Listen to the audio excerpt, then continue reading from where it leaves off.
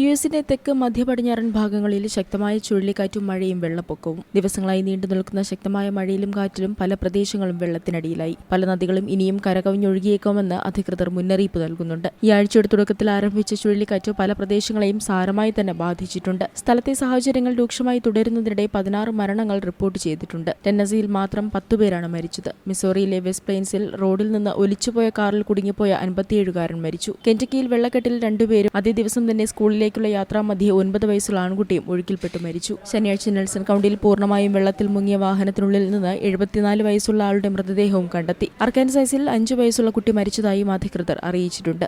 മധ്യ യുഎസിലും കനത്ത മഴ തുടരുകയാണ്. ഇതോടെ ടെക്സാസ് മുതൽ ഒഹയോ വരെയുള്ള നിരവധിയിടങ്ങളിൽ അടിയന്തരാവസ്ഥ പ്രഖ്യാപിച്ചു. മഴ തുടരുകയാണെങ്കിൽ പല സ്ഥലങ്ങളും വെള്ളത്തിനടിയിലാകുമെന്നാണ് നാഷണൽ വെതർ സർവീസ് നൽകുന്ന മുന്നറിയിപ്പ്. ഇത് ഗതാഗതം അടക്കമുള്ള അടിസ്ഥാന സൗകര്യങ്ങളെ സാരമായി തന്നെ ബാധിച്ചേക്കാം. മഴ ഇതിനോടകം അന്തർ സംസ്ഥാന വാണിജ്യത്തെയും ബാധിച്ചിട്ടുണ്ട്. ലൂയിസ്വില്ലെ, കെന്റക്കി, മെംഫിസ് എന്നിവിടങ്ങളിലെ പ്രധാന കാർഗോ ഹബ്ബുകൾ ഉൾപ്പെടുന്ന ഒരു ഇടനാഴിയിലെ അതിശക്തമായ വെള്ളപ്പൊക്കം വാണിജ്യത്തെ സാരമായി ബാധിച്ചിരിക്കുകയാണ്. ചരിത്രത്തിലെ തന്നെ ഏറ്റവും കടുത്ത 10 വെള്ളപ്പൊക്ക സംഭവങ്ങളിൽ ഒന്നായിരിക്കും ലൂയിസ്വില്ലയിലേതെന്നും അധികൃതർ പറയുന്നു. അർക്കാൻസാസ്, മിസിസിപ്പി, ടെന്നസി എന്നിവിടങ്ങളിലും മുന്നറിയിപ്പുകൾ നൽകിയിട്ടുണ്ട്. അതേസമയം ട്രംപ് ഭരണകൂടം ജോലി വെട്ടിക്കുറച്ചതിന് ശേഷം നാഷണൽ വെതർ സർവീസസിലെ പകുതിയോളം ഓഫീസുകളിൽ 20% ഒഴിവുകൾ വന്ന സമയത്താണ് ഈ പ്രകൃതിക്ഷോഭങ്ങൾ സംഭവിക്കുന്നത്. International desk, Zee Malayalam news.